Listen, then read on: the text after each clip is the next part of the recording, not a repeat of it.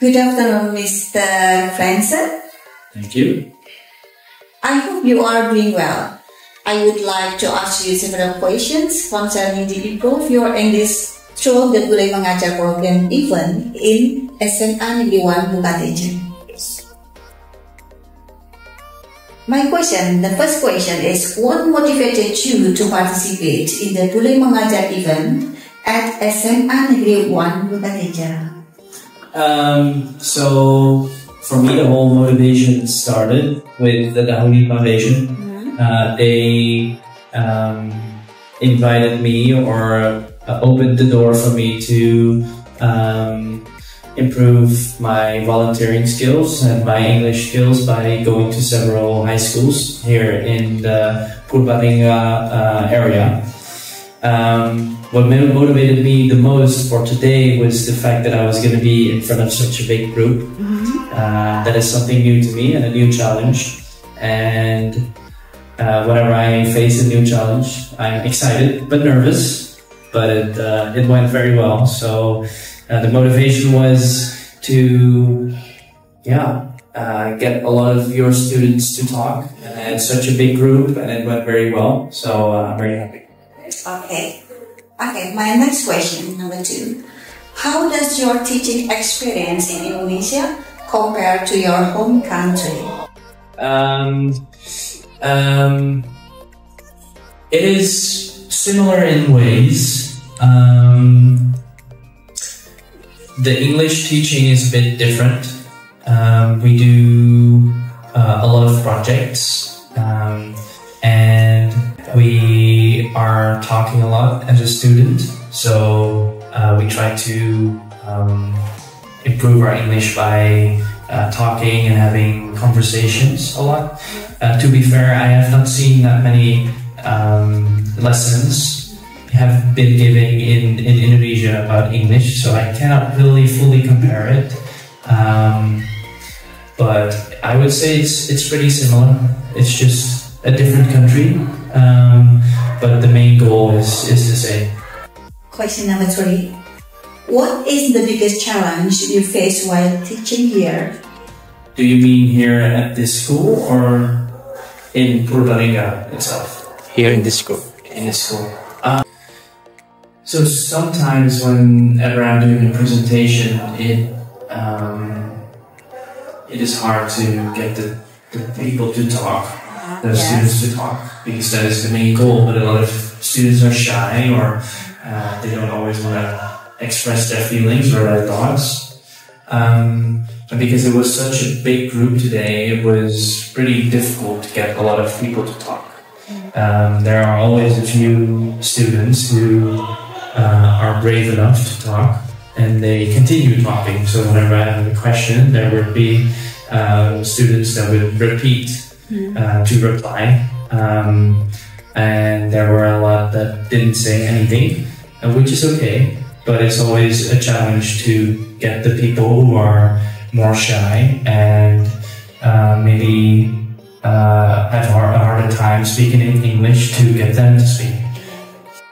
And how do you adapt your teaching methods for the students at SMA Negeri 1 Bukateja? It's because of the bigger group. I had to adapt because I had to figure out a way to involve as many people as possible and make it a fun presentation, even for such a big group. So I tried to be very extra, tried to implement a lot of funny things as well, so that it's enjoying to watch. Next to the presentation, I tried to ask questions not only about the presentation, but also about what they are doing or where they're from, whatever, just to get more information and get the presentation going. Again, a question. What are your impressions of the students at SMA Negeri 1 Bukateja? I think the students are very, very excited, and yeah, they were really excited to to learn and to talk with me, which was a very positive thing. Of course, being in such a big group, again, it's difficult and maybe scary to talk, but there were a lot of people who got the courage to speak up, and I think that's a very good thing. The people here in the English club were very interested. They wanted to know a lot, so that made it for a fun conversation together, because learning English doesn't have to be in a teaching way. You can just also have fun together and talk about different subjects. Question number 6. I have 10 questions, Mr. Hans. Yes, of course. Okay, question number 6. Is there any particular moment or experience that stand out during your teaching here? Here in SMAN Bukateja. For me, again, standing in front of that big group and doing a presentation was an amazing experience, a new challenge. So I really loved it.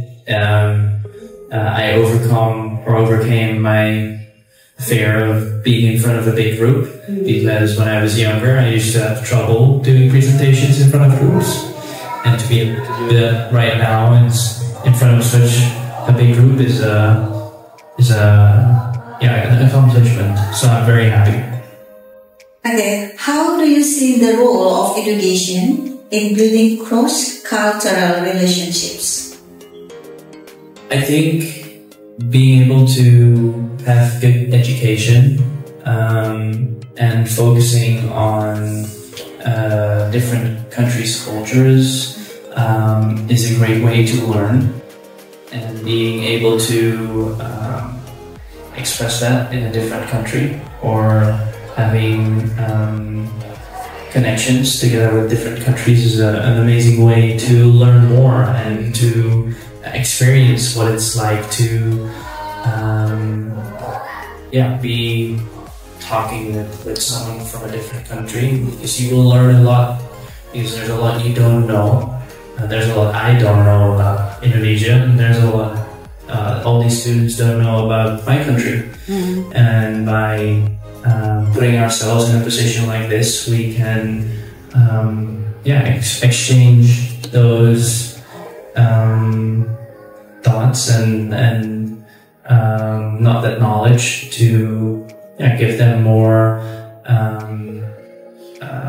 knowledge about the culture in different countries. So I think that's it's a perfect way to do it like this, and to put me or you out there in a situation to talk about whatever your country is famous for or known for, and exchange that to the students.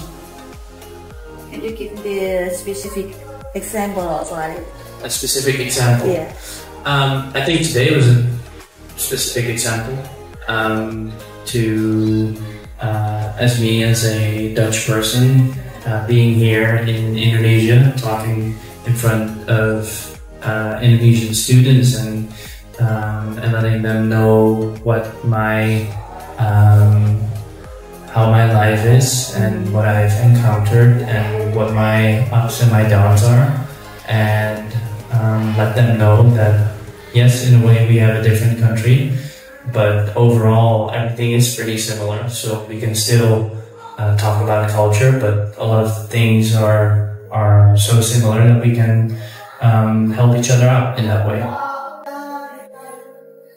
What are your hopes for the future of education in Indonesia?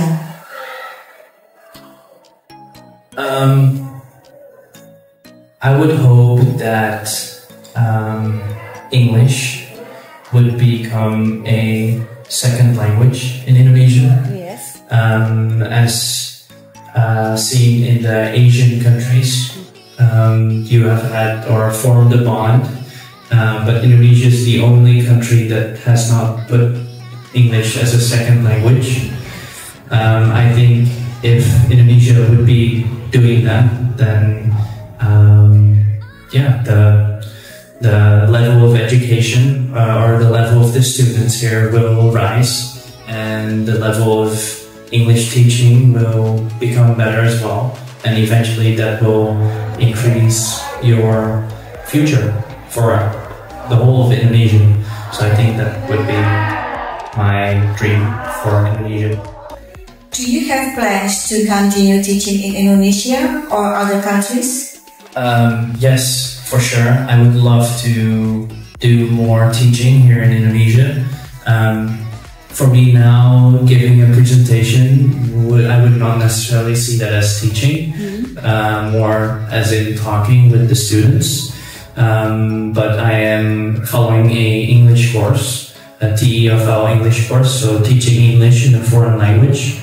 And it would be an honor to be somewhere in an Indonesian school and teach English to Indonesian students.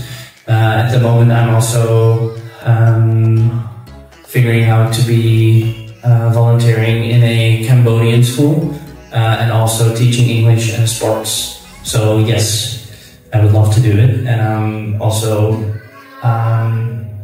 trying to accomplish it at the moment. My last question. Yes.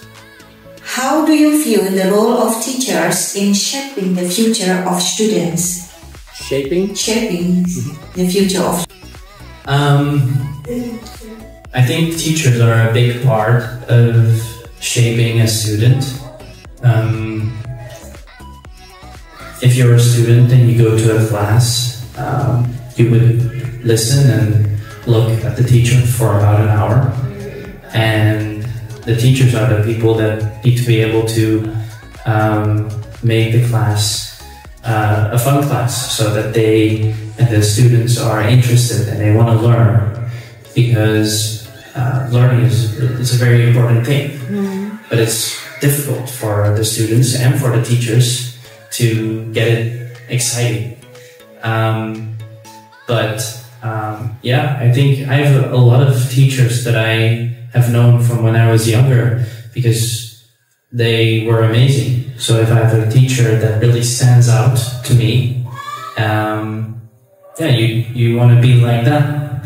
So you learn a lot from them, and they shape you in a way. So I think having great teachers, exciting teachers that want to learn or teach their subjects to their students, that's great. It's amazing. I think it helps a lot, and it motivates the students to learn about a subject. And they might not like everything, that's okay, but even if they have one or two subjects that they really love and one or two teachers that they really love, it will boost their future, because they want to be like them, or they want to